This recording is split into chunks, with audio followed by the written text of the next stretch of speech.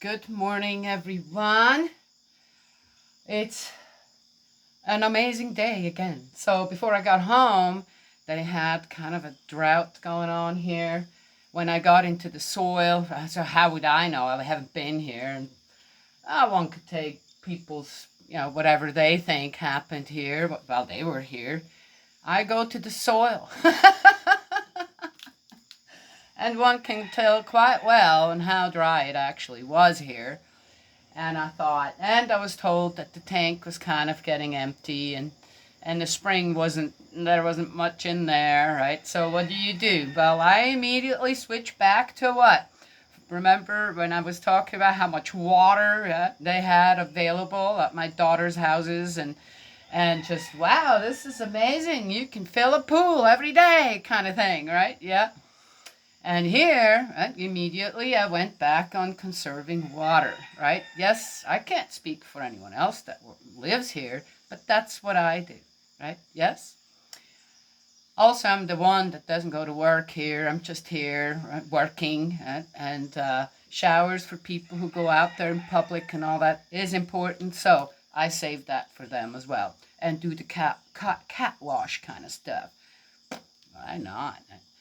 I mean, really? Is it so difficult to I got barrels of water out here, and I take a bucket, and I put my feet in, I wash my hands, my arms, after I've been out, and then my legs, if they were not covered, out in the garden, my face, no? What's wrong with that? That's what people used to do, right? Yes? Yeah.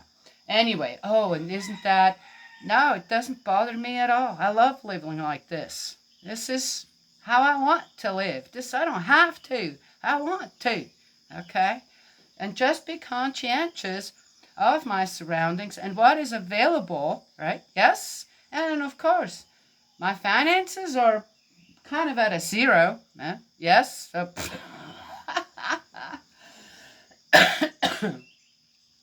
interestingly enough, though, as soon as I got here, a couple of days after I kind of was done, or 3 days after I was done and I already planted some cold crops, I thought, man, some rain would be nice, but I had enough water because nobody uses that water anyway. I had enough water in my buckets out here, right, to water to get the seeds started and all that. No problem, right? Well, guess what? Suddenly it started to rain. Then it rained again. Then it rained again. And then it rained again. And yesterday it rained a lot. Which is great, because just one day of rain here, that just kind of kisses the surface, right? But what we had over the last 4 days, right, really soaked the ground and really helped with the spring. So now somebody just has to walk up there, and I could do it now. Yes? With God's grace, God's will, not mine, I'll crawl up that hill if I have to, right? Yes? Or just live off the spring down below. I can do that too. All right, let's get going here. My brother-in-law and I were talking about the oceans and the mountains yesterday, and I had this experience with the ocean only once in my life. Well, I had an amazing experience, not with the ocean, but with Jesus when I was 18. And about the same time, I was 17. And about the same time, that was at an ocean in Spain. But I'm not a fan of the ocean. Okay, what does that even mean? I don't have give and take with the ocean like other people do. I just don't. I love fish. I love anything that comes from the sea, really, to eat when it comes down to it. Maybe that's my give and take, yes. But otherwise, really, I just don't. But when we went to Portugal, to the Algarve, I sat there at a beach, and at the Algarve, there are all these rock formations in the ocean, and some of them quite far out. And I sat there and I watched the sunset, and that's when I felt the ocean. It was amazing. I'll never forget that. Sitting there and having this understanding somehow, suddenly. And over time, then people talk about the ocean going, sand and salt water. Not for me, right? But that day, at that beach in Portugal, in the Algarve, sitting there and watching just the most amazing beauty of the rocks, the water, the horizon. Yes? And the clean beach, and then all of that together gave me a sense of what the ocean is. Yes? Ah, a bit like Spirit World. Mm. But the mountains are where I'm at. The mountains is what is completely in my heart. Yes, that's interesting, isn't it? Well, I grew up in a landlocked country, Switzerland, and interestingly, this is a landlocked state, Kentucky. Yes, and I'm on top of a mountain, and I love it. I just love it. It's, I guess somehow it's having had ancestors who lived in the mountains of Switzerland. I mean, we're not talking, they were mountain farmers. We're talking rough terrain to get some grass for their cattle, their sheep, their goats, whatever they had. Then they moved even farther into the mountain, a total fairyland to this day, not very well accessible, and it's still so beautiful. It really is. And then they moved back out again, yeah. So they went from Filkau to Pisistall, back out to Filkau, and that took almost, it was 400 years, 900 years, 800 years. You guys do the math, right?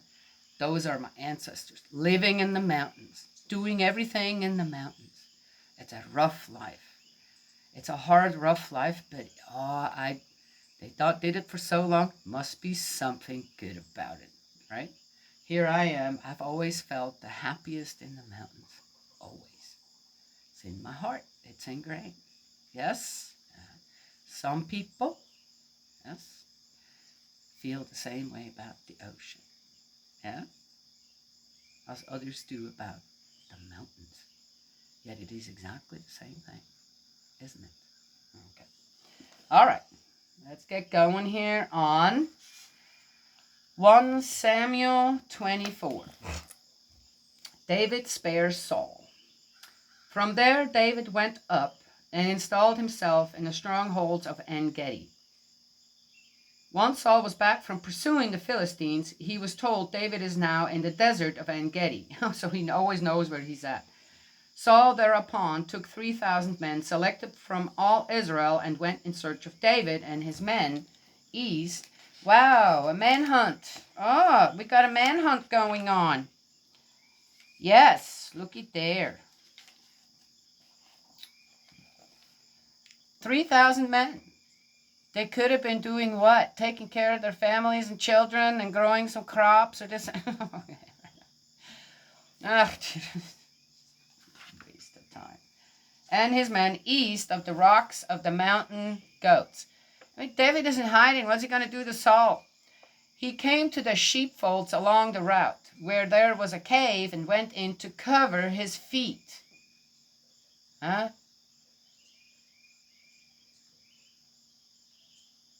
Why would he cover his feet? Was it sunny? Didn't want to sunburn? Didn't have shoes and they wore long robes? Who knows?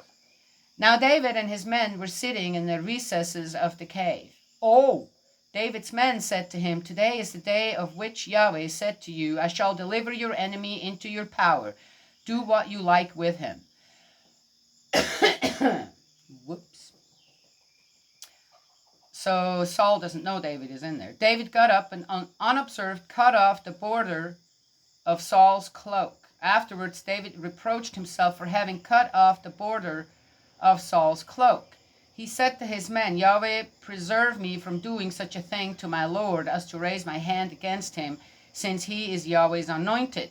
By these words, David restrained his men and would not let them attack Saul. All right then. I can respect that in David. at that time, if that is true, okay, well, he did wants to let Saul, I guess, know I was close to you. I could have killed you if I wanted to, but I didn't. And he says he didn't because he respected God's decision. Yet, was that really God's decision for Saul to be king? Yeah. It's still good though. He kept the commandment, thou shalt not kill. At that time, anyway. Saul then left the cave and went on his way. After this, David too left the cave, and behind him and David, cave, and called after Saul. My lord king. Saul looked behind him, and David, bowing to the ground, prostrated himself. David then said to Saul, why do you listen to people who say David intends your ruin? This very day you have seen for yourself how Yahweh put you in my power in the cave, and how, refusing to kill you, I spared you, saying, I will not raise my hand against my Lord, since he is Yahweh's anointed. I find another interesting wording here on how, here it is, God gave Saul into David's power to do with as he wishes. Really?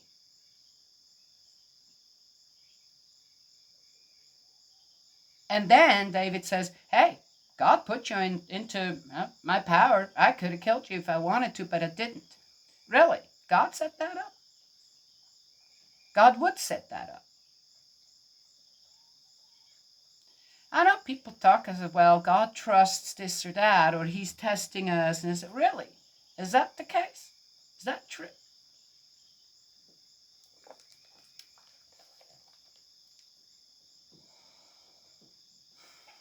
In the Lord's Prayer, it says, don't lead us into temptation. Yes? Don't know.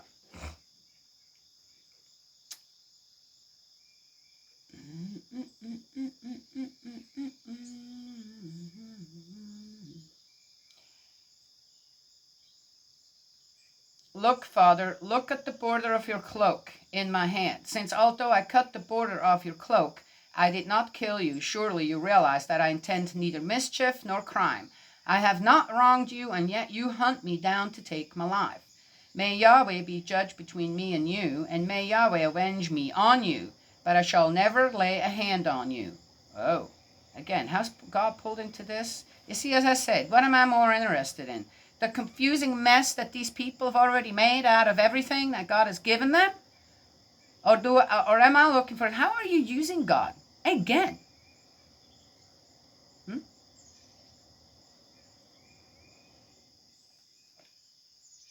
As the old proverb says, we're not in Proverbs yet. Oh, interesting. Wickedness comes out of wicked people, but I shall never lay a hand on you.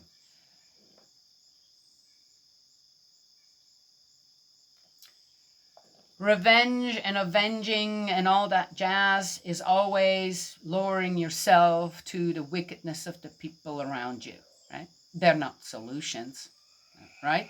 Yeah, I agree with that. On whose trail is the king of Israel campaigning? Whom are you pursuing? On the trail of a dead dog, of a flea? May Yahweh be the judge and decide between me and you. May he examine and defend my cause and give judgment for me by rescuing me from your clutches. When David had finished saying this to Saul, Saul said, is that your voice, my son David? His son? Well, he's not his son. So what? He was acknowledged not just as a servant, but as his son at some point? Interesting. And Saul began to weep aloud. You are upright and I am not, he said to David, since you have behaved well to me, whereas I have behaved badly to you. And today you have shown how well you have behaved to me, since Yahweh had put me in your power, but you did not kill me. When a man comes on his enemy, does he let him go unmolested?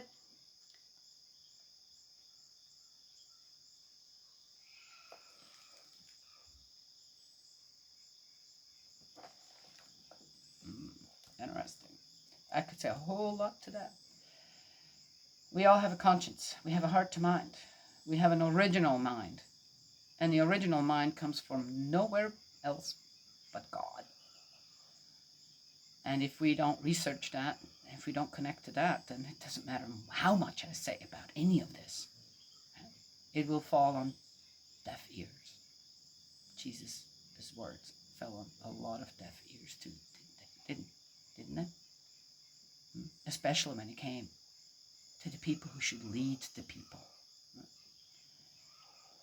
May Yahweh reward you for the good you have done me today. Now I know that you will indeed reign, and that the sovereignty in Israel will pass into your hands. Now swear to me by Yahweh that you will not suppress my descendants once I am gone, or blot my name out of my family. Whoa! He has no trust in David at all. But he says, okay, so wheeling and dealing. This David swore to Saul, and Saul went home, while David and his men went back to the stronghold. All right, so there's at least some truce, right? Yes? Well, David had to get back into, somehow, the good graces of Saul again in order to return to what? Court. Okay. Gotcha.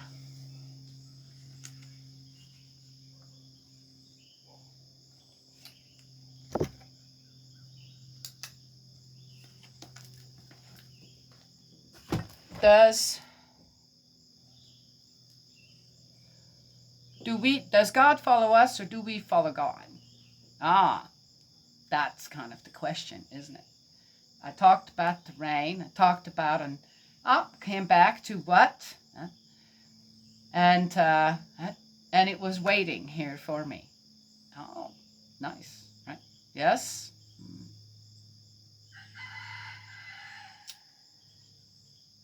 Interesting. Does God follow us, or do we follow God? Or is there a give and take, a relationship that we're supposed to have to our ultimate parent in heaven that to most people is so elusive? We got good excuses for that, right? But does it really have to be that way? No, absolutely not. Do we just lay down and die and let people just trample over us? No. We don't do that either. But we don't break the Ten Commandments, no, regardless. Right? Yes? And if it is in God's will, there is another way. But we have to contemplate on these ways. We really do. Yes? I would say, what do I say? Reflect before you react. Yes?